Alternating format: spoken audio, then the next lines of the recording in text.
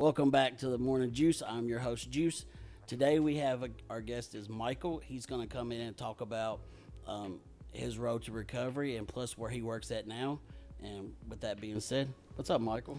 What's going on, man? Man, how you doing? Good, dude. I'm happy to be here. I appreciate the invite. And I love talking recovery. You know, sharing my story. Yeah. You know, we all gotta. I believe anybody in recovery has a story, probably a crazy story or crazy stories. Crazy stories. Multiples, which Yes. that's part of my stories too. Well, like you'll meet somebody that's in this field and you don't realize that they have a story. And then sometimes their story's like, wow, how did you get to where you're at today? And that's why we do that's why this podcast is here. Cause I want to show people that like recovery's possible. Like you just got to work the steps. Yeah, definitely. And we met each other. I met you here. You came into our facility a while back, right? Yeah, it was a few months ago. Yeah, like when we was first open or whatever. And then after Sydney did her episode, you had commented on it, and that's how we hooked up for you to come on. Right, yeah. So like Michael is actually like maybe the second guest that actually came on the show now that I don't have a long relationship with. So it's cool because now it's showing me branching out and stuff. So yeah, it's nice to have you on here. Definitely, man. Definitely. So take us through your story. Yeah, so I mean, I'm born and raised Tennessean, a rarity. Are you a Tennessee Vols fan? I am. Right. It's unfortunate. We're gonna have to. We're gonna have to be frenemies. Right. Because you know I'm a Bama boy at this point. Oh man. Born and raised Tennessee, but Bama boy. That's terrible. That's terrible. He's gonna walk out of the podcast now. And I am a Titans fan, unfortunately, too. Hey, you have a podcast of your own, correct? I do, yeah, the Titan Upload Network on YouTube. Yeah, y'all should check it out. Yeah, check it out. It's a lot of fun. You know, another, and I'm probably getting into this some, but a positive thing to do in recovery. You know, it's like one of those hobbies that kind of keeps me. I do a lot of things, and it's part of my story, but I do a lot of things. It's a whole centered approach of staying sober. Yes. And it's not just AA meetings. It's not just therapy. It's not just it's all encompassing to me. Yeah, I agree. And I'll get into some of that. But no, I'm born and raised in Owensville, Tennessee. And actually the road going through the town there is named after my dad. Oh, nice. His name was Joe Rossi. Passed away when I was about 20. That factors into my story. He was an alderman there, and he used to be a pro wrestler. And him and my grandfather were pro wrestlers. Now, my grandfather, Lynn Rossi, a lot of my friends call me Rossi because of that. But, and my grandfather was a really famous pro wrestler back in the day. If you Google him, Lynn Rossi, it pops up all over the place. And so where did he wrestle at? Around the Southeast. Okay, so like he was in like the Nashville, like Nashville, Birmingham, all over the Southeast, Atlanta. Because back in those days, you didn't have a WWE. You didn't. It was all territories. All territories. Yeah. Anybody that watches that's been a wrestling fan for a long time, you know that it was territorial. I'm a massive wrestling fan, even to this day. Same. Watch it every Raw. Everything. There's a group of my former employees. There's me and two of them, and anytime they come to Nashville, I try to get tickets and take them. Oh well. So there we go. I'm right there. We'll connect on that. But yeah, so I grew up, man. I didn't have a bad upbringing. We were middle class, maybe lower middle class, you could say, but we never really went without, and I'm blessed for that. Yeah. Because I know a lot of people who weren't. But for whatever reason, come middle school time, I started getting rebellious and all that, wearing the Jinkos. Oh. And Kurt Cobain shirts and, all that stuff. All the grungy. Zero shirt, the Smashing Pumpkins So Zero we're shirt. probably around the same age then. I'm 42. Okay, I'm 48, so but I know that. Yeah. Era, So I just got into pot and hanging out with the wrong people. I don't know if it was... I don't know what it was. Like if it was, wanting to be accepted into groups. I was always kind of had a rebellious spirit. I still do in a sense. Yeah. You know, and I'm not afraid to admit that when it comes to authority and things like that. But I've gotten a lot better with it. Right. I know how to respect authority now, you yeah. know. But when I just started smoking pot, yada, yada, yada. My dad died when I was 20, lung cancer. And my addiction wasn't, I don't know if you'd call it an addiction at that point. It was more or less just substance abuse. Yeah, having fun, basically. Yeah. Like, I could take it or leave it. Then a couple years go by, and I just start going further down. Like, I got introduced to opiates, right? Lortabs, and took a Percocet. That's what it was. So a couple years after my dad died, my mom, we were cleaning out some of his stuff. There was some of his stuff left over in the house. We sold the house. That's what it was. So there was some stuff left over. And there was a cabinet, a medicine cabinet. And my dad was a big guy. He was like 300 pounds. He used to bench like 500, 600. Oh, wow. Yeah, I mean, he was a big, ex-pro wrestler, mongoloid type of dude. Talk like this, And he was cool as shit. I don't know if I can cuss on it. You cuss all you want. He was awesome, man. But anyways, I'm cleaning out the cabinet, and I remember it to this day because I had to stand on the kitchen counter because it was and I'm looking up there and I'm putting stuff in a bag, and I see 2 big bottles, Percocet 10s, 200 in each. Oh. And my dad was the type of guy, like, even when he was hurting in literally dying pain because of cancer, he never took pain pills. I mean, he was one of those dudes that was like, I don't need none, Right. And he co-owned a health food store in Brentwood, Tennessee with my grandfather for 40 years. So they were into vitamins and stuff. So I remember thinking, I've heard of these, So I open it up, and take one. And I'm like, wow, this is a great feeling. And then it just became a habit. I mean, I had 400 of them there. Yeah. So I'm every day, and then I'm taking more and more. And I remember in hindsight, when I think back on it, I think, it numbed the pain of my dad being gone. It numbed all that. Yeah, you had that trauma going on. Yeah, my brother was overseas. My sister was 5 years younger than me. She was a teenager, and it was just like my mom wasn't. She's remarried now to a great guy. Shout out to Ken, my stepdad. There you go. It was a lot to deal with. You know what I'm saying? And I don't blame any of it. No. I don't blame. I did what I did. Right. You know what I mean? Right. I made the decision. Yeah. But it just got worse and worse.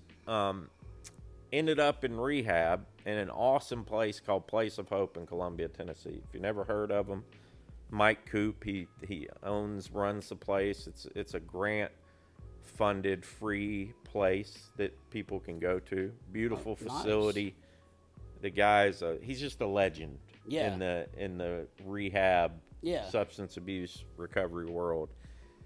I went in there, got sober for the first time, stayed sober 6 months or so, got married way too fast. First girl that showed me any attention, I was like, I love you. And we're getting married. I love you. We're getting married. And we did, by God. Like an idiot. And then I started using again. We got divorced, went back to Place of Hope. I only went back there because I wanted to save my marriage. That didn't work. So it was just the wrong reason. You wasn't wrong there 'cause you reason. wanted to. No, wrong reason. I get out and I just start using and using and using and using. And I would go a couple weeks here and there, yada yada. And I got into construction. Started doing hardwood flooring, tile. Yeah. Which I love doing. I still kind of miss it sometimes. But I got introduced to fentanyl. Now, this was years later. I've been sober since February 9th of 2020. So a little over 5 years. Congratulations. Yeah, right. Thank you. So I, got introduced to fentanyl. Buddy of mine. What year was this around? This was like probably 7 years ago, 6.5, 7 years ago. Yeah. My buddy's like, hey man, this stuff, it's cheaper, it's stronger, you know, it'll get you higher, and of course, I'm like, great, let me try that, you know. So I try that, and boom. I mean, it took maybe another year of doing that, and I'd already been in legal trouble up to that point. Like, I'd caught some theft charges, some forgery charges for my past using and stuff like that. It started getting worse and worse. So I move in with this guy, and I won't say his name on here or nothing, but I move in with this guy, prince of a guy, you know. He didn't know me from Adam. Right. Found it was like a Craigslist listing, room to rent. Right. And I was dating a woman at the time, and we got engaged, and he even let her move in with me, and we were in a room. And I'm using fentanyl, you know. She doesn't really know what's going on, really. She's got suspicions. And we're, in exchange for rent, we made this deal to where I would put hardwood flooring in his house, right? And fix up some of his house. He had this nice home in Burnt, not far from the facility, Recovery Unplugged. And maybe walking distance. I'm just getting worse and worse, right? I'm starting to steal again. I'm stealing from almost every house that I'm working on.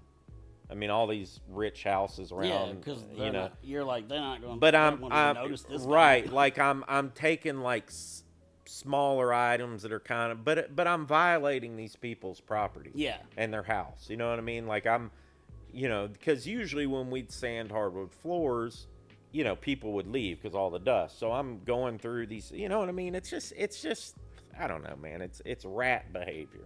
You know, it's when I think back of it, I still kind of get like, you know, like cringy with it. Cringy, you know what I'm saying?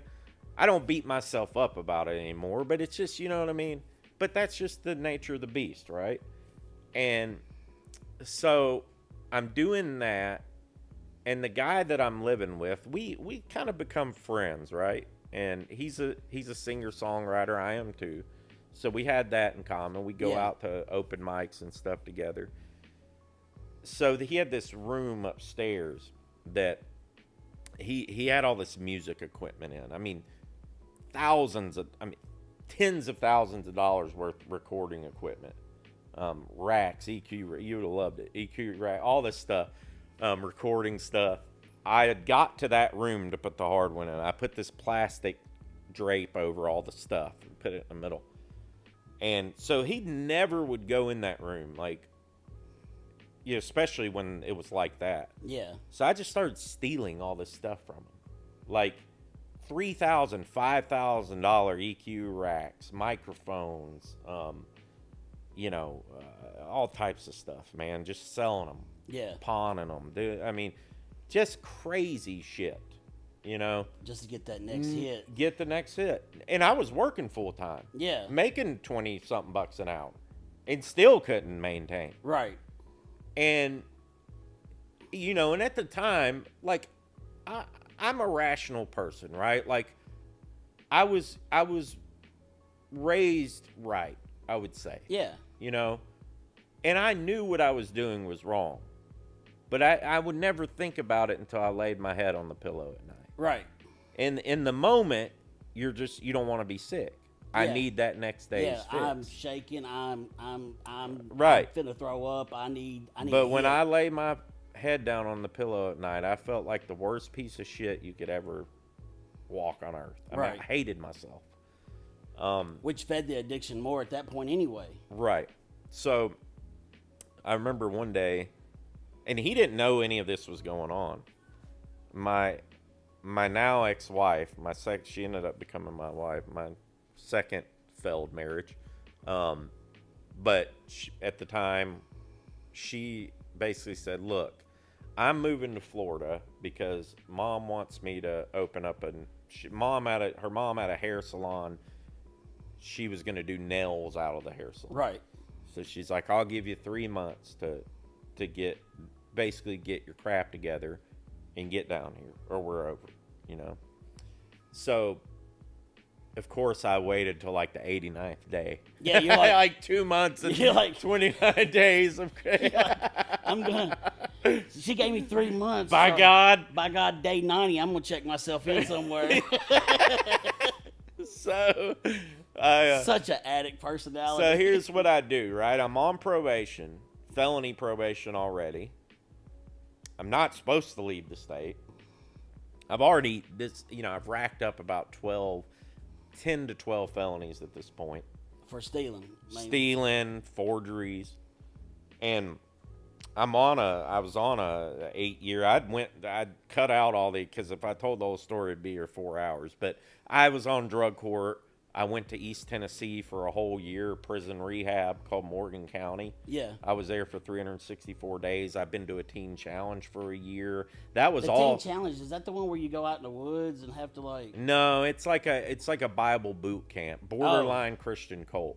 Oh, okay. So I did that, and I say that because it is. I mean, yeah, we can call it that what it is. Yeah. I mean, it's good for some people. I don't bash on it, whatever. But that was in between the time from here until what I'm telling you. Yeah. So I had already been through 5 or 6 trips of rehab. Yeah. Legal shit, drug court, all the whole 9. So you'd think at this point I'd learned my lesson. You're like, right? hey, I'm the problem. Yeah, you'd think I had learned my lesson. So I'm wait till 3 months, right? Day 89. Day 89. And I remember having this moment where I went to the bathroom one morning and I looked into the mirror and I was so disgusted with my face. My eyes sunken in, fucking cheeks all sunken in. Because you've lost all this weight just from doing fentanyl. Yes, dude. Like, it was crazy. Like, and I just remember looking in the mirror and being like, what the fuck, man? Like, what are you doing? Right. And I spit at myself in the mirror. I literally spit in the mirror. I was so disgusted. So I said, that's it. I'm going to Florida. Now, I didn't have a plan to go to rehab, right? My plan was just to get the hell out of Dodge, right? And to run from my problems. While you're still on probation. While I'm still on probation. My plan was I had a couple Suboxone strips. I was going to fly to Florida.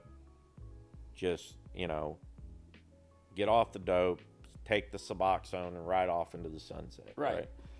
So I get on the plane. Of course, I went and scored a couple grams of dope before. Yeah, I mean, because it's still day 89. Right. It's not day 90 yet. So I get on the plane. I put the dope in a balloon, stick it under my tongue, and go through the airport with this shit under my tongue. How crazy is that? Here I am on felony probation. I mean, let alone getting caught with fentanyl in itself would land me in prison with a new charge and a probation violation. Add on top of that, getting caught in an airport. Now, because you can catch a federal for that one. Right? Oh, yeah, that's dude. What I thought. Yeah, that's... And trying to get past the drug dogs and everything else that's already at the airport. That's a 6 to 8 on top of that. No problem all day. Right. In federal prison. Right. On top of whatever else I had. I had Plus, you're trying to leave the state on probation, so they're going to get you. Oh, they're going to get me for that, too. So we're talking maybe a good 10. Yeah. You're they give me 30% or whatever. I'm going to stick this under my tongue. This is a perfect idea. I'm smart. Yeah, like, it's crazy. So I get down to Florida, right? It's February 8th, 2020. My birthday. No, I went to Florida the day before my birthday. February 7th. That's what it was. On my birthday, I still had a little dope left. I had like a gram or something. And my ex-wife is like, hey, let's go to SeaWorld for your birthday. And I'm like, sure, that sounds fun. So we go to SeaWorld. And I remember we're going to all the shows. And have you ever been to SeaWorld or anything like that? I haven't been to SeaWorld. I guess I'm one of the few that has never been. Yeah, so... And I would probably never really go again or by choice. It was just, that's what she wanted to do. Right. So we go, and you've heard of Shamu, right? So there's a Shamu at every SeaWorld. There's a show. So it's got like auditorium seating. It's a big, kind of arena thing. So we're sitting up near the top, watching Shamu launch people 20 feet in the air, and there's dolphins kicking fucking balls and all that. Yeah, here I am high on fentanyl. So it's a different level of trip. Yeah. So I remember, I tell baby, I gotta go to the bathroom. So I go in the stall, in their crappy bathrooms, and I'm snorting fentanyl off the.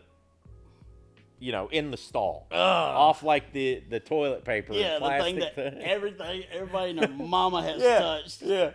So I'm snorting fentanyl, and I'm thinking, I have a moment of clarity at that moment, believe it or not. And I think, what in the hell are you doing right now? Right. I'm in a public bathroom stall. It's SeaWorld. It's SeaWorld. Watching Shamu, and I'm snorting fentanyl off of a freaking toilet thing where God knows how much piss and shit and everything else is on there. That's what I was going to say. And I'm sitting there, and the DNA you snorted that day. Right. I never thought about it. Right. You're like, oh my God. Pulled a Keith Richards on this. Right. So, oh God. So, I sit there and I'm thinking, like, dude, what are you doing right now? You're 36 years old. You're snorting fentanyl on a stall of a SeaWorld on your birthday. Like, what is going on in your life? Like, something is wrong. Yeah.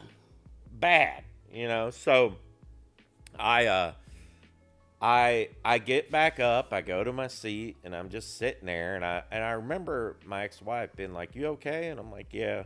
I just remember being like, this is so stupid. So the next day, February 9th, 2020, I was out of dope, right? And I remember kind of freaking out that night, like, what am I going to do? I don't know anybody down here, and I'm damn sure not going to go up to somebody in Fort Lauderdale on the street or South Florida, because they'll kill you down there for something like that. It ain't no joke down there. Right. I mean, you could get shot just going to your mailbox. It's the crime is insane down there. Yeah. West Palm Beach, Fort Lauderdale, Miami, it's nuts if you're in the wrong place. Right. You could be in the right place and get shot. Right. So, especially if you're new in the town, they're gonna think you're right. an art for sure. And my accent too, like I'm like an alien there. They're like, country boy, what you doing down here? What you really doing? Yeah, down I'm here? like an alien. Nobody, you know what I mean? So okay. My ex-wife wanted to go to this nail place to get a bunch of nail supplies for her salon, her mom's salon. So I roll with her, and I stay in the car, and I remember thinking, I should be able to take them subs by now. But what I didn't factor in to this whole equation, because, my genius. You're such an addict, you don't... You're yeah, I mean, at the time, all my genius moves I've been making. Your last 48 hours had been like... Yeah, it'd been...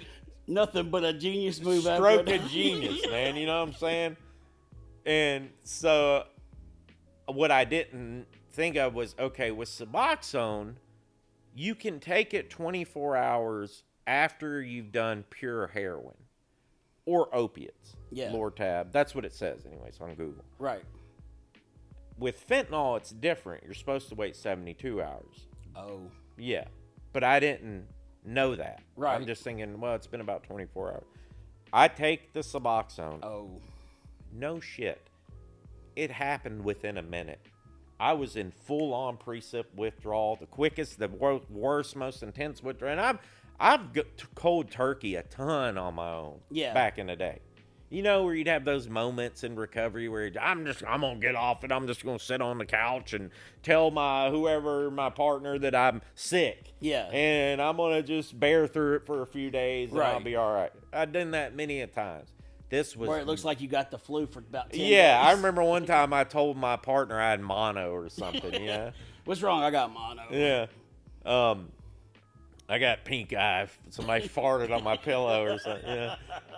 So the worst withdrawal, because what happens when you take that Suboxone, it's got the naloxone in it. Right. And you're basically Narcaning yourself. Right. That's what you're doing. You just, yo, man. And it rips all the opiates off your receptors immediately. That's why Narcan, Narcan is some gnarly stuff, but it's fantastic. It's saved thousands of lives. Thousands. You know, all the cops carry it. You know, I got some at home. I carry it in my truck. Yeah. So it's like, it's an amazing thing, but I basically Narcan myself. Yeah. You know, another smart move. And my ex-wife, God bless her soul, she comes back to the car, and I'm just, you know, I'm like, you're withdrawing like hell. Dude, I'm throwing up. I probably stank, like I'm sweating, and I'm like, take me to the, you know, I happened to get insurance for like the first time in 10 years. And you was like, take me to the hospital. I went to the hospital first. That's what it was. Take me to the hospital. And on the way to the hospital, that 20-minute or so drive to this hospital in Boca Raton, I'm telling her everything. It's like a true story. Oh, baby, I've been snorting fentanyl. And I'm so sorry.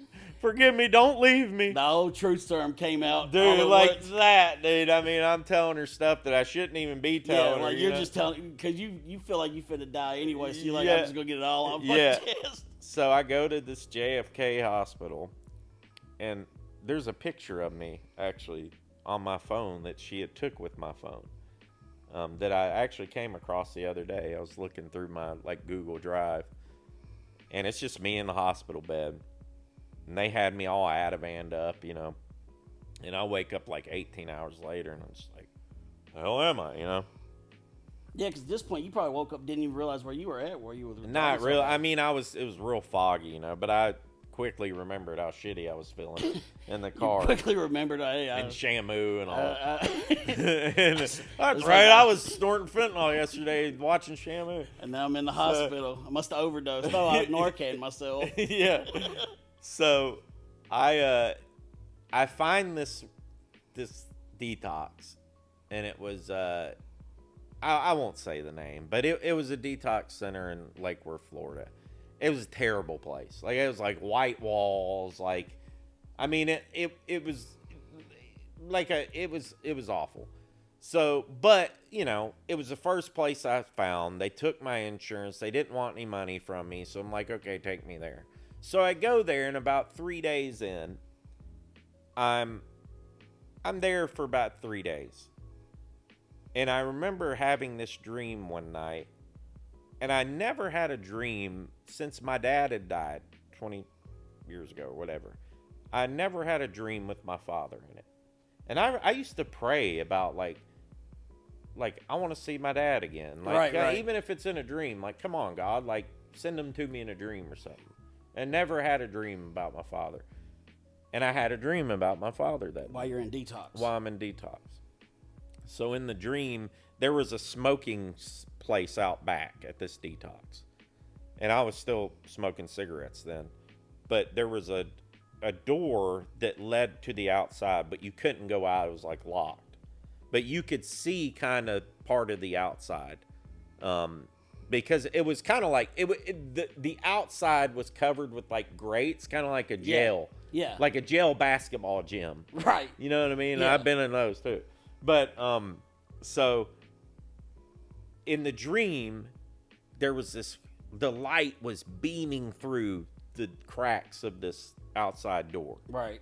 So I went out the door, and my dad's there, and it was like when he was 20 years old. It's like he was in the best shape of his life, his prime. But it was my dad. And all you could see was him. He was in white clothing, light all surrounded, like he was in heaven. You know what I mean? And I go up to him, and I'm like, Pop, what am I supposed to do? What are my next steps? I don't know what to do. And he just, in the dream, he said, you know what you need. That's how he talked. Yeah. You know what you need to do, boy. Follow your heart. You know what you need to do. You know what you're supposed to do. You know what you're put on this earth to do. Something like that. And you're really something right now, real right now. deep. You're not really. And so I wake up that next morning. I go out into the little courtyard to smoke. And they had a couch out there. They had a few round tables. And the 3 days that I was there, every time I would go out there, there was this guy, younger kid, he's mid-20s, big old boy. I mean, he was probably, I'm not exaggerating, 450, 500 pounds. Oh, wow. No joke. We talking about big boy. Big boy. Yeah. You know. Gets the two bigs. And he always had a cigarette, a lit cigarette, dangling off the bottom of his lip. Yeah. And it was always lit. And you're like, so I would go up to him, take it, and put it out. He was always asleep. And I remember sitting out there talking to the guys around the table. How did he light the cigarette? I don't know. He's always asleep. I said, did you see anybody light a cigarette? Have you ever seen anybody light this guy's cigarette? Right. Because he's always got a lit cigarette in his mouth. Have you ever seen him awake? And they're like, no. All we know is his name is Miles. That's all we know. He had these big old FUBU jeans on and like a flat bill hat and like this like FUBU shirt. He was all wanked out, you know. And he always fascinated. It's just because he never. I was like, what the hell? So, and he didn't have any burn holes in his shirt or anything. And he had the same clothes on for 3 days. So we're sitting there talking, and I'm bullshitting with these guys, and I'm like, yeah, I love music. I'm a writer, and blah blah blah. And they're like, hey, you're from Nashville. You love music. We're talking about that, and we're just talking about how much I love music and stuff. Yeah. Then, all of a sudden, we hear this person talk. Is it Miles? It's Miles. And he's like this. And he said, hey, man, you need to go over to Recovery Unplugged. They got music, or they do music and shit over there. And he falls right back asleep. And everybody around the table, no shit, everybody around the table is like, whoa, he talks. Like he talked, And it was like, you ever seen Half Baked? Yes. Remember the guy on the couch? Yeah. Like just random pops up. Yeah, and he would say some profound shit. Like when he would, you know what I mean? And they'd be like, wow, that's a great, that's what it was like, And he fell back asleep. And Miles had a cigarette in his mouth, and I already put one out like, before that. How'd you do? Did you wake up and lit one? I know. I remember thinking, like, how did that happen, So I went back over and put it up. So, but here's where the miracle happens. Right. The wheels start turning in my head. Now, I'm 3 days into detox. My mind's all screwed up. They got me on God knows what in there. All the cocktail. Yeah, to try to make you not just throw your guts up the whole time. But the wheels start spinning. I'm thinking, oh man, I had the dream. This just happened. I'm supposed to be the mute just finally talked for the first right. time. I'm supposed to be at this place. Yeah. Recovery Unplugged. That's where I'm supposed to be. That's where God's telling me to be. I had the dream. And Miles just told us. Miles, everything is the universe. This is happening. So I get up. I go to my room. I pack all my shit. I got a little rolly bag. And I roll up to the front, and I tell the lady, I would like to leave, please. And she's like, oh, wow. They get, you don't want people to AMA, like anywhere. Yeah. You want them to stay. And I'm starting to get fired up, right? Because they don't want me to leave. They won't let me leave. They had this big glass door, and I'm like, you don't understand. I'm not supposed to be here. Like, I had this dream, like it's, in my head, it was like, why aren't you understanding? Yeah. In their head, they're like, you understand. You're coming off drugs. Right. I mean, they're thinking logically. This is a dream. This is probably a drug-induced dream. Exactly. And it probably was. And then as soon as you said Miles talk, they're like, Miles, don't talk. Right. They're like, that guy? What do you mean? We've been trying to get him to talk. We've had 5 one-on-one sessions with him. Can't force the damn guy to talk. So in your mind, you're like, this all makes sense. In their mind, they're like, you're blitzed. Yeah. So I start getting mad. I'm screaming, I'll kick that damn door off its hinges. So finally, they let me out. But they wouldn't give me my phone or my wallet. They had the 24-hour rule where, So, screw it. I didn't get that. So I go out. I'm walking down this street, Lake Worth, Florida, looking like hell. This little rolly bag. Keep in mind, I've never been here. Never been to South Florida in my life. I'd only been there like 4 days. My experience of South Florida was Shamu, fentanyl, and getting, going through the hospital and, miles, all that at this point. So your first experience in South Florida was fucking terrible. Yeah, I think most people's are probably.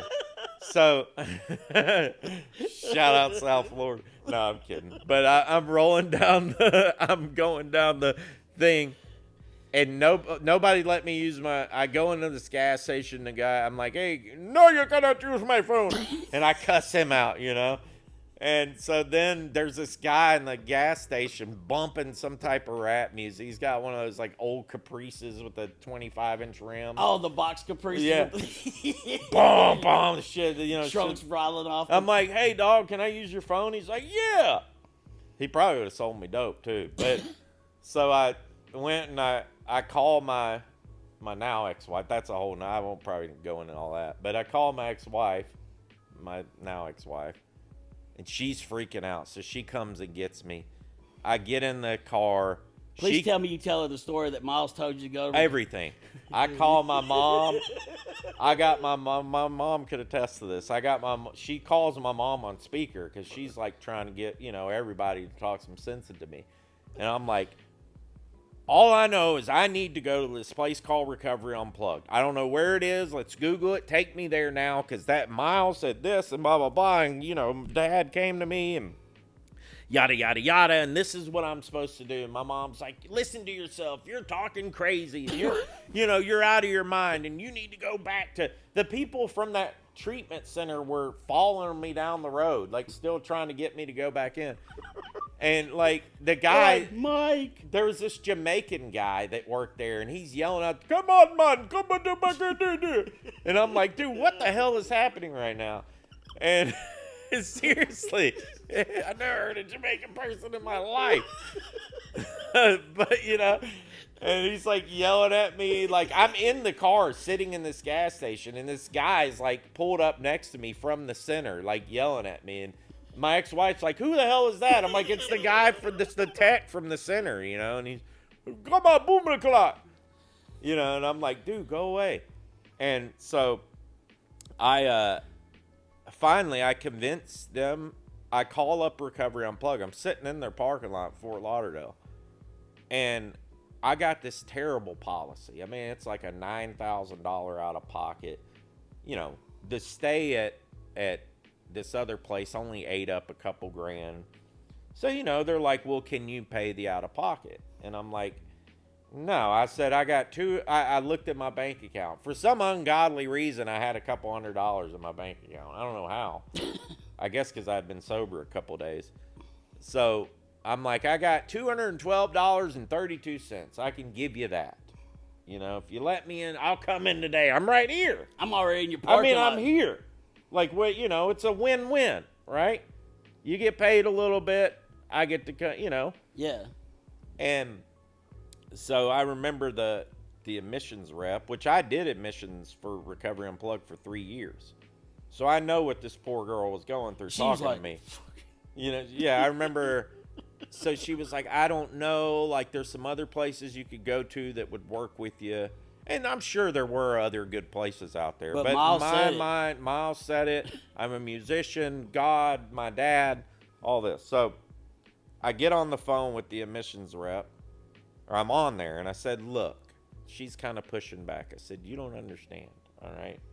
Here's what's going to happen. My God is going to talk to your God. Your God is going to talk to your manager's God. Your manager's God is going to talk to whoever else is God, the owner. Whoever's God's got to They're all going to have a big God powwow, and y'all are going to let me come in. And I've heard the recording, because when I worked in admissions, they record all the calls. I was able to go back and listen to it. And it was very, almost verbatim or very similar to it. And the girl on the line, she ends up, you could hear her, Okay, let me talk to my manager. She comes back. Can you give me that money today? Yes. You know, I'm like, okay, I'm ready to go. I'm here. And she's like, no, you can't just come in. Like, we got to, we got to schedule it, blah, blah, blah. So I end up going back to my in-laws to wait. Man, I thought you was finna say you went back to detox. No. I was like, oh, no. So they come. Oh, no. They're like, we'll pick you up at 6. We'll bring somebody from RU to pick you up. So while I'm at my ex-in-laws, they're trying to get me to go to the Faith Farm in South Florida. Now, Teen Challenge, Faith Farm, very similar programs. They serve their purpose, right? Yes. They do help a lot of people. Not for me. Not my cup of tea. I went through a Teen Challenge. I did it for 9 months. So I know what type of program Faith Farm is. And they were real, quote unquote, really big Christian people or parents. So they were like, you either, you could become a pastor and you could, do all this. And I said, look, I've already done I've probably spent a total of 4 to 5 years of treatment in my life. Yeah. You know what I mean? I've spent up to 8-9 months in jail total, if you count all of it. I'm like, if I don't get this now, I never will. Like, I'm not going away for another 9 months. And I want to try somewhere that addresses mental health. I knew RU addressed mental health. Right. I never got that back here. Now, I never looked for it, really, and I never had insurance. So that was... Right. Because a lot of places... Yeah. They just treat the symptoms, but not the problem. And it's not to hate on anybody. Right. Like, it's... Some people have the capability to do that, but there's also a place for places like that, too, where some people don't have the means or don't have insurance. And that's the best they can do for right now. Right, exactly. Yeah. And sometimes those places work. Right. I've seen it, I saw Teen Challenge where I know a guy that's been sober ever since then. But I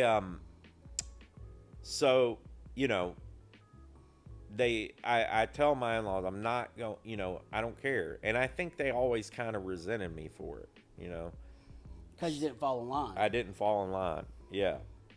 And, I go, they come pick me up.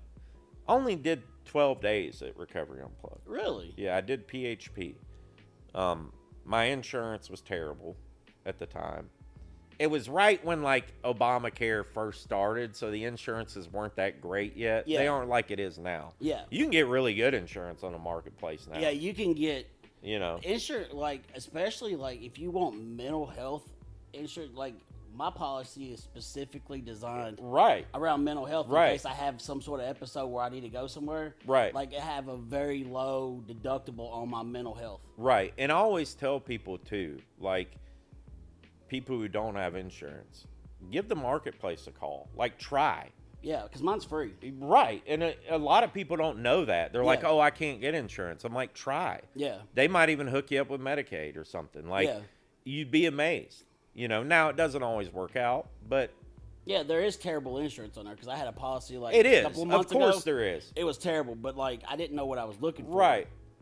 I always had job insurance until but you can find even if you get a bad you could get some type typically. So I go into Recovery Unplugged. About day 7 in, I wrote this song.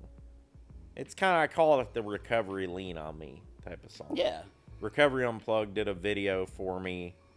They put it on their YouTube and stuff. It was really cool. But I play this. They take us to this open mic in Fort Lauderdale. Yeah. And it was packed. Probably 200 people there, standing room only. And I told them, I said, hey, I want to play a song. I just wrote this song. And I kind of befriended this violin player. Shout out to Carl Schmid. Shout out. Yeah, he's a world-class violin player. He's heavily involved. He's like the music director down there in Florida. Nice. At the facility. Yeah. Awesome guy, man. And we become friends because he would come by the PHP every morning and drink our coffee for free. Right. Because he lived right next to it. Yeah. So, but I was always up early, so we become friends. Yeah. And we just hit it off. Well, he played with me, and I actually posted it on my YouTube channel, my personal YouTube channel, the video, because they took a video of it that night. Right. And it was actually one of their sober sessions events, like we just did here. Yeah. But back then it was more kind of open mic type of things. It wasn't like super planned or nothing. Right.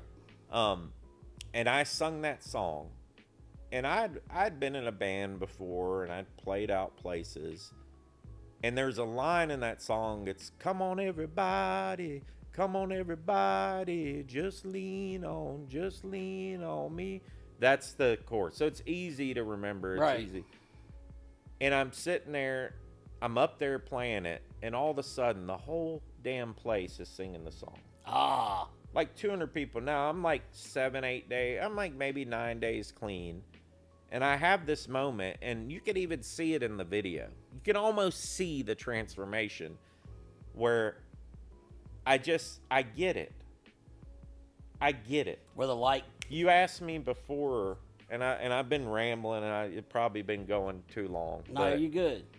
You asked me before the show, like, are you one of those people that, what'd you say? About wanting to help people. Yeah. I was like, when you went in recovery, once you started doing recovery, is that why you wanted to start helping people? Right. Yeah.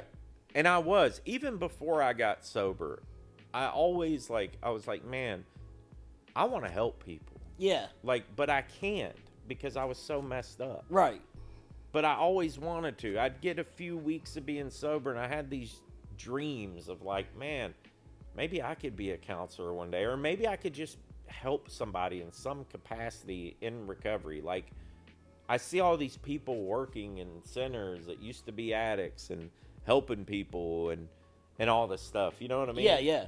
And so I had that moment on that stage that day where I was like, this is what I'm supposed to do. It's like writing just came on the wall. Right. This is what you're supposed to do, you moron. Hey, this I feel is the it. same way. You know? Like I was in treatment. I was in residential treatment for like 35 days. The second time I went back, and I found my spirituality while I was there. Okay. And so like I had a similar experience. It wasn't like an open mic night, but one day we was in group, and my therapist was like, if you could ever get yourself together, yes, you have a natural gift of being able to read the room better than like trained professionals. Yeah. She's like, it's literally, you got a God-given ability and you don't even realize you do because you hate yourself so much.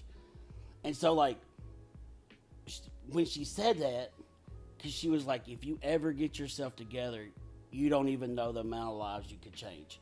And that wasn't the first time I'd ever heard that. You know? So like, it was like, but it was the first time I listened. Right. And so it was like that whole God moment. I was like, it's amazing, and to go off topic a little bit, but what you're saying, like how many talented people there are who are addicts now, or currently, or were, or now in recovery. It's incredible, man. Like, and you know, kind of going back, you know, after I got out of treatment, it's like my 12th day. I was still married. Marriage was still good then. Everything was good. But COVID hit. Now, this was February of 2020. Right. COVID hit March of 2020. Right. So everything shut down. I mean, that was the initial real shutdown. Yeah. Remember everything. Everything. Like, you mean tell you what didn't shut down? Nuts. Sonic. That was it. You're right. I owned a Sonic at the time. We did not shut down. Right. Okay. So, and thank God to Sonic for it, right? But I don't know, man. I had this drive about me, like, for whatever reason, and I never thought this way before. But at the time, even a couple weeks sober, I told myself, I'm never going back. Ever. Yeah. I will not. I don't give a shit. I will not go back. I still had to go atone for stealing all that stuff from that guy. 2.5 years sober. So I end up, to speed it up a little bit, I end up just doing good. Like, I got a job selling marble for this company in Pompano, Sinai Marble and Stone. Amazing people. I ended up making a ton of money with them. The most money I'd ever made legally in like a year and a half. Right. You know, I was good at it. Ended up saving a bunch of money. Me and my ex-wife had an apartment, had a couple cars. Like, things came so fast. Yeah. You know, just from living right. Right. And doing what I'm supposed to. God was blessing you. Right. Doing recovery the right way. You know. Then I get a call from my buddy, Luke Christensen, who was a case manager at the time. He says, hey, man, they got an opening in the admissions department. And I thought, man, this is my opportunity. I'm going to make less, but I get to help people, man. Like, finally. And I get to talk to people at ground freaking zero. Ground zero, man. You know, like, admissions, it can be rough, you know. And gives me a job, and I end up just working there and for 3 years in admissions. And here about 4 months ago, I get promoted to a clinical navigator. Like, how cool is that? You know, here's a guy, and I'm not any better or worse than anybody else, right? Right. Here's a guy who's a 15-time convicted felon. My credit sucks. Partly, my ex-wife, during all this, 2.5 years sober, I get a knock on the door. Doom, doom, doom, doom. I'm in Florida, Broward County Sheriff's Office. Oh, the ones that's always making the YouTube videos? Yeah.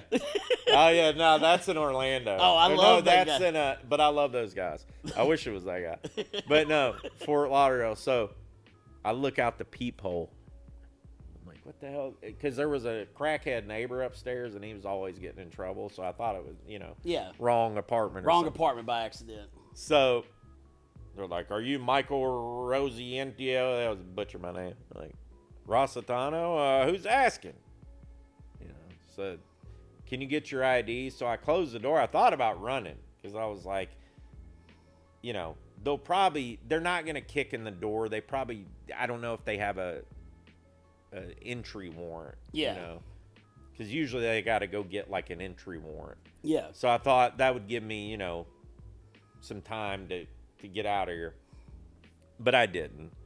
I went. I'm in my gym shorts because it's my day off. I'd been working for Recovery Unplugged for like 6 months at that point. And so they handcuffed. I said, what's the charge? Grand theft, grand larceny, theft from Tennessee. I'm thinking, time to pay the piper, right? Right.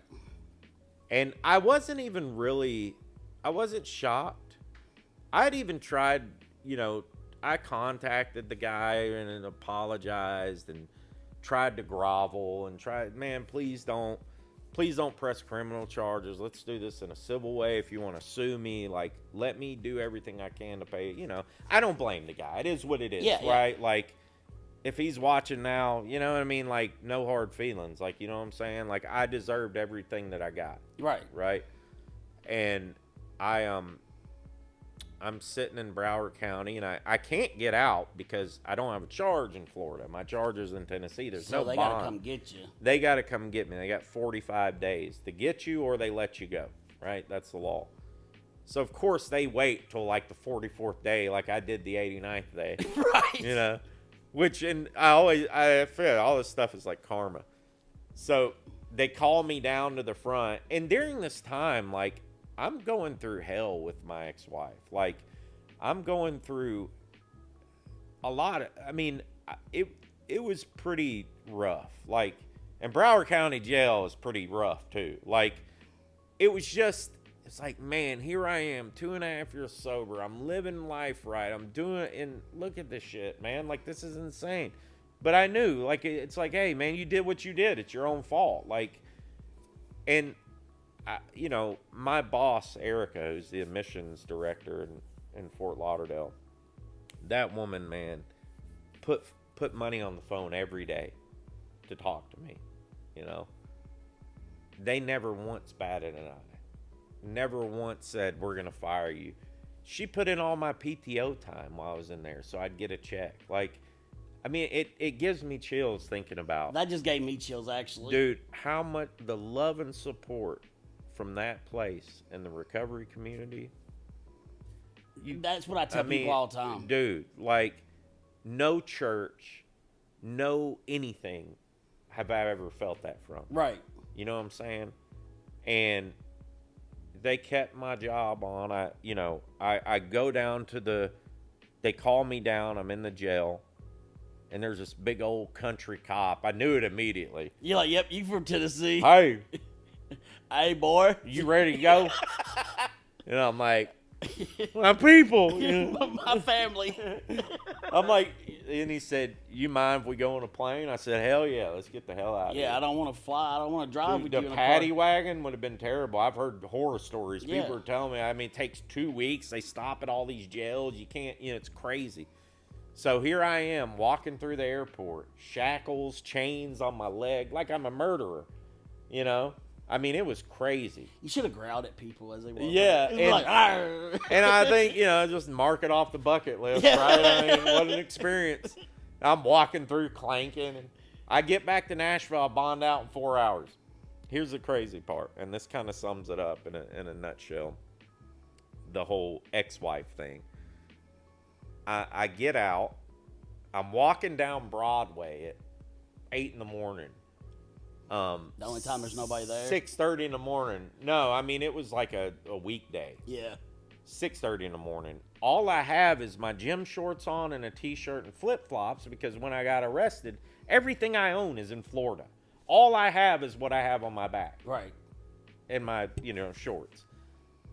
And they give you the clear jail bag. I'm walking down like 2nd Avenue, Broadway, walking past Tootsie's.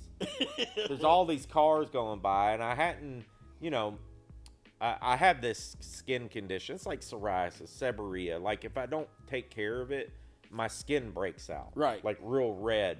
But, the hard water in jail, my face my hair, it looked like I'd been using again. Like, I looked like hell. And I'm walking down. I open my phone up. I go to my bank account. I already know where this is going. When I went into jail, I had $23,000 in my bank account. Surprising. I mean, most money I'd ever had in my bank account in my life.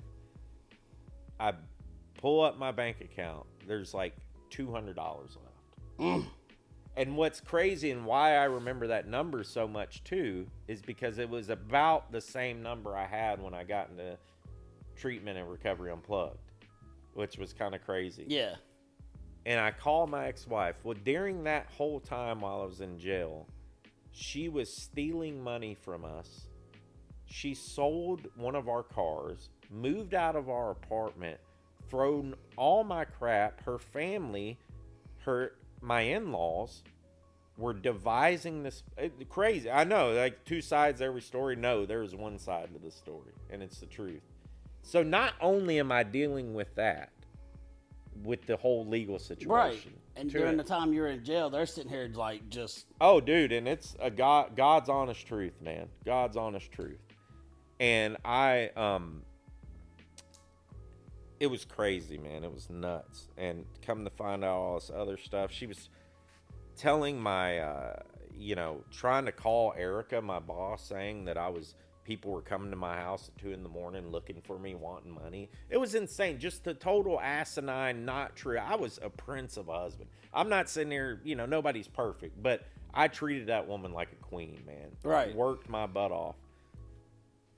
But when I came to think about it, after a couple weeks, I'm staying at my mom's. I had enough money to Uber to my mom's house in Columbia.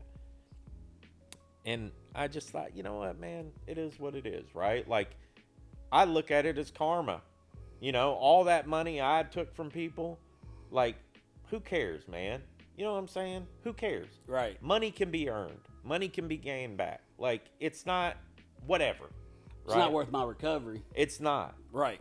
So, and thank God, I mean, RU was still behind me. There was a doctor there, and he passed away, Dr. Schwartz. We had become close friends at my time at RU. He passed away the first week I was out of jail. A buddy of mine overdosed that I worked with. There was like a lot of stuff happening. But RU hooked me up with a therapist, and I did therapy when I was at my mom's in Columbia. Yeah. You know, and just worked on myself and never looked back, dude. And you were still working for them? Still working for them, yeah. And then about 6 months ago, they gave me a promotion. It's crazy, man, because I think, like, if I wasn't in recovery, I wouldn't have these opportunities. Right. I wouldn't be sitting here now. I wouldn't be telling a story. I wouldn't have, I mean, I have an awesome job, man. Like, I love it. Like, who gets to say that they love their job? Man, I agree 1,000,000%. Like, I tell people all the time, I have made all the money in the world I can make. Right. You know what I'm saying? Like, I've been on the highest, like, I've made it. Right. And I was miserable. But now I'm like, I barely pay my bills, but, like, I've never been happier in my life. Right. Never been happier. But I think it's because, for me, this is home. Like, working in the recovery field is, like, it's home. Like, watching the light bulb, as I like to call it, I like calling the light bulb. When you see that light bulb kick on a client, you know, they're like, down. They're like, damn, I'm never going to get better. And we see it before they see it. Yeah. But when they finally see it for themselves, and that light bulb's like, that moment. Ain't it something, man? That moment is worth more than money can buy. That moment makes my heart rich. Yeah. Like, it's just like, they got it, you know? Yeah. I got to help them get there. They did the work. Right. We just got them, you know, like, we got them. Yeah. And so for me, that's where it's at. And see, like, if you were still in your addiction and all that stuff happened to you, who's to say where you'd be at today? Yeah. You know, that was the devil testing you the whole time. Right. You know, because I always like to say, especially now that I'm more spiritual, you know, the devil tries to take out the strongest ones. And once we find our spirituality, we're like, whoa. Yeah. This is amazing. I didn't know that, like, you know, because, you know, when I went so many years with religious trauma that I blamed everything on God. You know, I even taught my kids that God wasn't real. You know, I was that parent that taught my kids that God's not real. So now when they hear me talking about God and spiritual, it's got them. They're like, Dad, what the fuck? You know, what's wrong with you? Yeah, you haven't believed in God your whole life. What are you talking about? And I'm like, no, God's real. Like, and like when I was younger and just in my depression mode and cutting and all this other stuff, people be like, I hear God talking all the time. And I'll be like, no, fuck you don't. Yeah. You know, I would like, yeah. Because I was just so in my anger. Right. But then, like, when you get clear-headed and you find recovery. Yeah. And, like, you know, we talked, I think we talked about it before the show, too. Those moments where, like, you're helping somebody and, like, it just feels like you didn't even say it. You know, you're just like, right. Where'd that come from? Yeah. Because it's almost like you trance out for a second. I don't even know no other better way to say it because, like, there's been moments I've said something to a client that clicked with them so in their heart, and I'm like, where did that come from? Like, I know I said it. It was my voice, but, like, we at the center, I do this thing called Tune Up Tuesdays where I do once every 2 to 3 weeks, and I go play music and I tell my story, and it's similar this type of story. Yeah. A lot of the times it's a new crop of clients, because you know they're only there 3 to 4 weeks, but I think, man, you ought to come. I want to come check it out. You ought to come. Like, you know, usually what I'll do is I'll play a couple songs and I'll tell my story. You should come tell your story. Like, I'll play a song. I think it'd be great. But, I mean, I'm down. Like, I'll come down. Yeah, and we can talk about that later too. But, like, yeah, I agree with you, man. And it's it's is it all perfect all the time? No. This and that. Like, you know what I mean? The other day I found out somebody had died that I was a close friend with, but that keeps you going too. It's like, like you know? I have experienced more death. Oh man! But coming into this field, yeah, like people I went through treatment with, I've only had one client since I started that something happened with. Yeah. And I became a different BHT at the ranch after he passed away because I was like, I lost him because I tried to go by the corporate route. I can't do what I'm trying to do by listening to corporate all the time. So I kind of came to Thorn. Like, I can be honest, like, there's people at my facility at the ranch that, like, a lot of people love me, but then a lot of the higher ups. Well, I'll tell you that Lene loves you. Oh yeah, I love Lene. Because she just texted me. That's why I was looking at my phone, and she said, "Hey, tell Juice I say hi. I got to check out. Hope you have a great week." Yeah. That she. Yeah. She was one of my favorite. Lene's people. Awesome, isn't she? You know, she was one of my therapists at the ranch before she moved up higher up the chain down to. I think she went to Memphis or whatever. She's a boss. Yeah, like she was like. She would do like our experiential therapy, like she would be like a fill-in therapist, but I always like me and her connected because she's so funny. Yeah. Like, and so like she would do like these cool little therapy things. Yeah. And but like you know, like just in this field, you know, it's just like with your story and stuff, it's just like you look back at yourself, you're 5 years sober. Yeah. 5 years ago, you were literally doing all that. Crazy, man. Crazy. You had like the craziest 72 hours of a human being that I think I've interviewed so far. Yeah. But to be where you're at now, to where you're like, you're helping people get help. Yeah. You know? And that's like. And I can pay all my bills. I got a little money put away. Like, it's all that extra stuff. Yeah. Is awesome too. Right. I mean, it's, you know, the job, it's crazy, man. I remember when I got the new position, you know, I get a company credit card, right? And I remember telling a buddy of mine that knew me from back then. I said, they gave you a freaking... They gave you a card? You know? Like, what the hell are they thinking, you know? But that's the trust, man. It's cool to have that trust. Well, I mean, they treated you like family right out the gate. Like as soon as you start working there, you had trouble. People. Yeah. And they never batted an eye. And it's like forgiveness in the recovery field is so much better than forgiveness in the outside world. Yeah.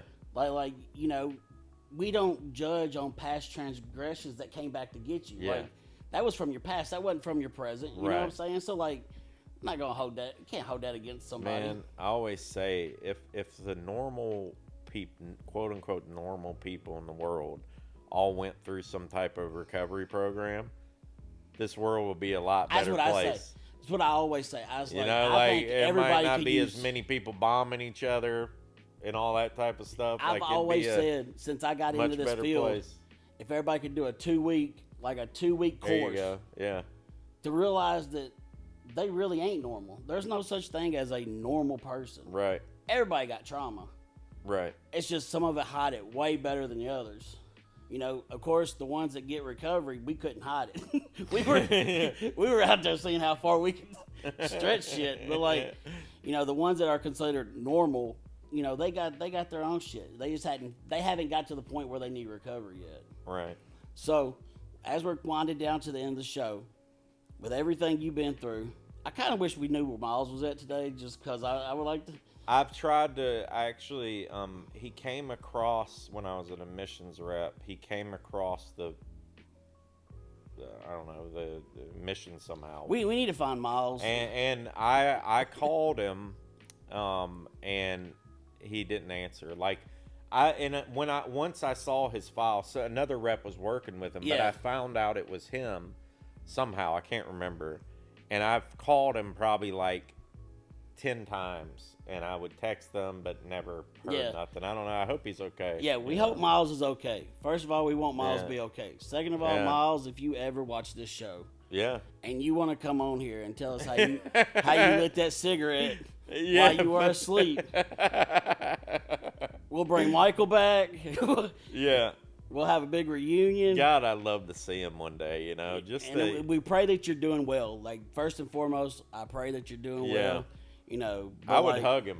I think big old I don't even know him, and I would hug him just because of the story. Just, you know, like you never. And I tell people this when I do the Tune-Up Tuesdays, we call it, the things that are you. And I talk to people. I talk to a lot of people in recovery or trying to get people in, you know, I tell them, like, especially when you're in treatment, listen to people, man. Like, there'll be people you don't like in treatment. That's just right. You know, you might even hate your roommate.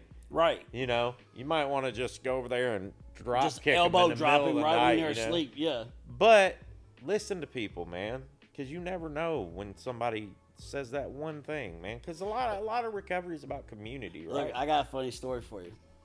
First time I was in treatment. No, second time I was it first time? First time I was in treatment. We had this guy at our place, and we were roommates. Thought we were cool, and then he fucking was talking shit behind my back. Right? I'm not in a good place at all at this point. Right? Yeah. I'm still having blackouts. Like, I am not, like, when I say I'm not in a good place, I am not in a good place. So we're having a morning meeting, and he was making boundaries, but they wasn't boundaries. They were like cater to me kind of rules. Like, you know, we're learning boundaries down there, and he was like, so he wrote on our whiteboard, he was like, my boundary is if I fall asleep on the couch, you shut off the lights and TV. So I'm looking at it, I'm like, that ain't no fucking boundary. That's like a common area. Yeah, like that. Like, I'm a maid. I'm not gonna be nobody's maid. Mm-hmm. So I erase it, and he comes downstairs. He's like, "Why do you erase it?" I was like, "Well, I got a question for you." I said, "You fall asleep at home with the living room light on, TV on. What do you do when you wake up?" He's like, "I go shut it off and go to bed." I said, "That's what you're gonna do here too." So he went upstairs and got mad. And we had 4 guys in my room. And one of the other guys came in, and he's like, dude, I don't know. He's up there punching, saying he's going to do this, that, and the other. And I was like, oh, okay. Well, then I black out because at this point, I'm still blacking out from anger, 0 to 100. So he comes downstairs, and the BHT walks in the office. Her name is Denise. I love her. She does listen to the podcast, so Denise, you already know what I'm talking about. We have this guy in my house. His name's Corey. He's like he like lifts weights, takes testosterone, just a big old dude. Big old jack. Carries me around whenever he wants to. So, like, I get mad and I'm trying to go after little buddy. Dude's about 120 pounds soaking wet. I'm sitting here over 300 pounds. I told him, at this black guy, I apparently told him I was finna kill him. Like, you're mad. So my buddy grabs me, and you get that superhuman strength when you're like, mad. It's like, I don't know, I call it special needs strength basically. So I just break him apart. So there's like a group of guys around me that's formed this wall, so I do not go after dude. Dude runs into the BHT office. BHT comes in there, and she's like, somebody go get some ice water, because they know that ice water gets me back regulated like no time at all. So we get ice water, and she grabs me by my face like this. She's like, I need you to look at me. I need you to pay attention right now. You're fixing to go to jail. Like, if you put hands on him, you're going to jail, and your chances of ever working here go away. I need you to bury your face in that ice water. And of course, like, I'm out. So I get on my knees, I bury my face in ice water, come back to, like, real quick. So, like, that's funny that you said sometimes you want to beat your roommate up, because I literally tried to. I literally tried to beat my roommate up. That's hilarious. And the funny part is now, after we left treatment, you would think me and him would not be friends after we left treatment, because, like... Yeah. But you know how men are. Usually, if you have a really bad disagreement with somebody... Is that Tyler Bell you're talking about? No, it's not Tyler. Me and him, like, we follow each other. He follows the podcast. Like, he's probably going to be watching this and be like, yeah, you right. That's funny, man. And so, like, it's funny because, like, that stuff happens in treatment, Like, you're in a space and, like... And you're with them, like, all the time. 24/7. You ain't got no phone. Like, it's like... And then, you got some in there that are they're just on a different level of bitching, and you're like, ugh. Yeah. And you start growling, like, you can feel yourself growling on the couch. Yeah. You're like, oh.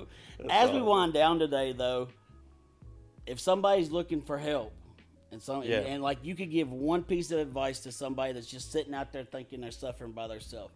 Right. What's that one piece of advice you would give? Man, I mean, to me, it's just pretty simple, man. Like, reach out to somebody. Like, don't isolate. Like, reach out, no matter who it is. Like, right. reach out to somebody, you know, even if you don't know the person you're reaching out to. Like, there's resources out there. Go online, Google, whatever. 988. Yeah, like, reach out to somebody and talk about it, man. Because, like, that's what I never did. You know what I mean? I never did that. And I know people have done it. And I'm like, you know, there's people every day. When I worked in admissions, man, people every day. There are people who just wake up and decide to go to treatment. I never was one because I was so damn hard-headed. Right. You know, I had to, like, you know, whatever. But there are people who do it. You had to hit rock bottom. Rock bottom was definitely the fentanyl in the public bathroom. Right. Like, and Shamu, yeah. I mean, like, there is a way to get help, man, and just reach out. Right. You know, I agree and with it you. blows my mind, too. And I'll say this, like, since I've been in this position and I'm going out to all these places and meeting with all these different places, there's so many awesome places around this town that you would never know about if you didn't go out looking. Right. Like, I went to a place the other day in Nashville where they help domestic violence victims for free. Mind blown. I've been to the Oasis Center, the Dismas House, where they house homeless people for free, Place of Hope in Columbia, Path Recovery, the Ranch, all these different places out there, man.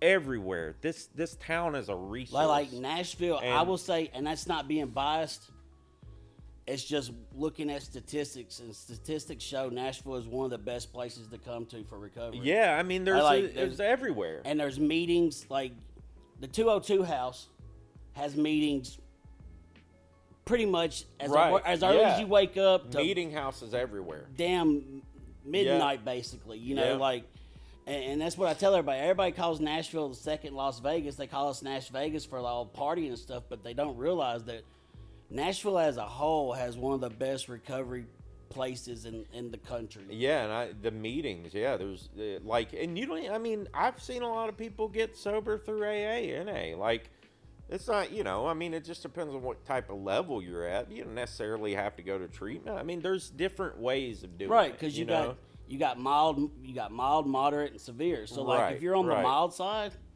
you might not need an inpatient treatment. If you're severe, you definitely need inpatient. Yeah.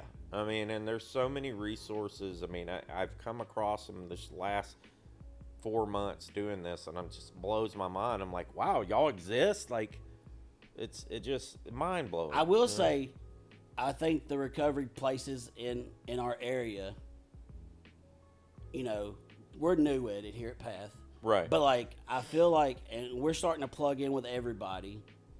I kind of like saying plug in since you're Recovery Unplugged. We plug it in with everybody. That's a good one. You know, and I think the one thing the Nashville, Middle Tennessee area could do better about is if the recovery places got together as one. I agree, get together as one, because the one thing that I can say is it's like, you know, when you're trying to, like, do business with people and they're like, we'll send you a client if you send us a client. No, we're not in that business. We're in the business of helping people. Right. We're not in the business, I'm going to give you one if you give me one. They're not a number. You know, these are people's lives that we're dealing with. So the one thing I would love to see, which I have a guy that came on yesterday that works at a treatment center. You're here with Recovery Unplugged. So one of the things I'm trying to do with the podcast also now, besides having people come on here, is have people from different treatment centers that have a story to come on here to try to show unity in the community. I like that. That rhyme just came off the tongue good, didn't it? You just make that I just made that up. Damn. That might be a saying going forward. That could be if you have a thing. Unity for the community. Yeah, like the meeting. Let's do something. We can do a summer project with all the community. Run it up the chain. I'm gonna run it up the chain tomorrow. I'm gonna make a shirt. Unity for community. But, like, as we come to the end of the show, first of all, I want to thank you for coming on. Yeah, thanks for having me. Y'all, Recovery Unplugged is a very good place to go to. I've got friends that work there. As y'all see, Michael, he's top notch. He's got great stories. As you can also see by our podcast, you know, recovery don't have to be sad, doom, and gloom. You know, some of us people, we can laugh about what we did in the past, and it's not that we're not acting like we're not ashamed of what happened. We just, sometimes we find it completely ridiculously funny that we were on that path to begin with. And so, with that being said, we'll see you next time on The Morning Juice. Peace. Peace.